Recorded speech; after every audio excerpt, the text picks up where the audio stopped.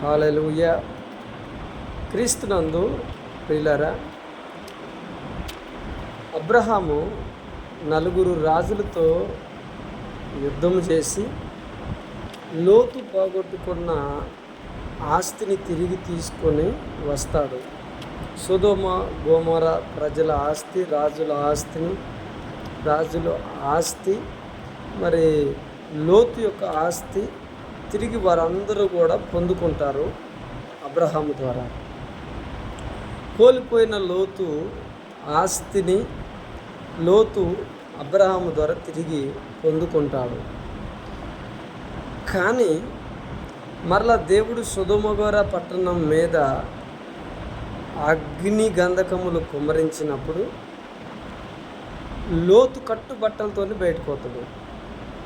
తనకున్న ఆస్తి యావత్తును అగ్ని గంధకముల్లో కాల్చివేయబడుతుంది. ఇక్కడ ఒక విషయం మనం గమనించాలి. దేవుడు ఒక వ్యక్తిని ఆశీర్వదించి ఆశీర్వాదాన్ని దేవుడు నిలబెడితేనే అది నిలబడుతుంది.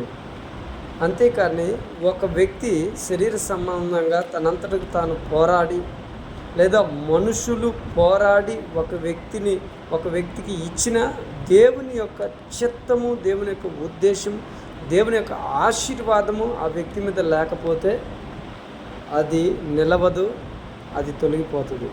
కనుక మనం మనుషుల మీద కాకుండా దేవుని మీద ఆధారపడితే మన దీవెన, మన ఆశీర్వాదం ఎప్పటికీ అబ్రహాముకు ఆశీర్వాదం నిలబడ్డట్లుగా మనకు ఆశీర్వాదం నిలబడుతుంది. లేకపోతే మనం కనుక మనుషుల మీద ఆధారపడితే, ఒకవేళ అలా అలవాటు చేసుకుంటే, శరీర సంబంధంగా పోరాడితే సమస్తాన్ని కోల్పోవలసిన పరిస్థితి ఏర్పడుతుంది.